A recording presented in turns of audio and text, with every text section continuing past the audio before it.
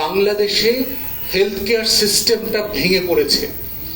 আমার মন্ত্রণালয়ের নাম কিন্তু স্বাস্থ্য মন্ত্রণালয়, আমার মন্ত্রণালয়ের নাম কিন্তু চিকিৎসা মন্ত্রণালয় না।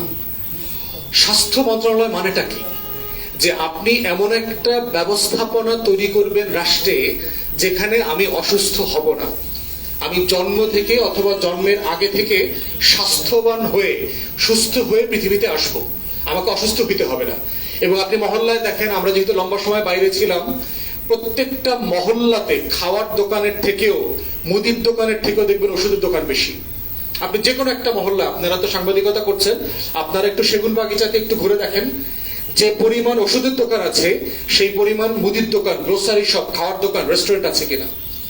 তাহলে প্রশ্ন হচ্ছে, এত ওষুধের দোকান কেন থাকতে হবে? আমরা ইংল্যান্ডে দেখেছি, লন্ডনে দেখেছি, 2-5 কিলোমিটারের ভিতরে একটা ওষুধের দোকান নাই। তাহলে প্রত্যেকের বাসায়, সোনার বাংলায় একটা করে ফার্মেসি আছে। শুধু মানে রাস্তাঘাটে মহল্লায় ফার্মেসি না, আপনাদের সবার বাসায় দেখবেন 8টা 10টা 15 20টা ওষুধ সবার বাসায় আছে। টুকটাক দেখবেন সবাই ডাক্তারি করতে পারে। ভাই একটু বুক জ্বলতেছে, পাশ থেকে দেখবেন 5 জন 5 কোম্পানির 5টা ওষুধের নাম বলবে আপনাকে, ভাই এইটা আছে পকেটে নেন খান। আপনাদের অনেকের ব্যাগে, সাংবাদিক ভাইদের ব্যাগেও দেখবেন প্যারাসিটামল, নাপা থেকে শুরু করে গ্যাস্ট্রিকের ওষুধ আপনারা নিয়ে নিয়ে ঘোরেন।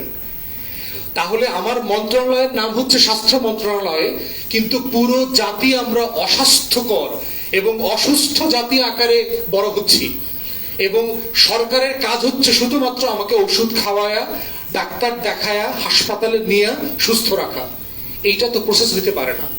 সারা দুনিয়াতে হেলথ মিনিস্ট্রির পারপাস হচ্ছে একটা public health care system develop করা, যেটার মধ্য দিয়ে নাগরিক সুস্থভাবে জন্ম নেবে, বড় হবে, রেয়ারলি, ভেরি রেয়ারলি সে অসুস্থ হবে। কিন্তু আমাদের ঠিক উল্টাটা, আমরা অলমোস্ট সারা বছরই অসুস্থ থাকি।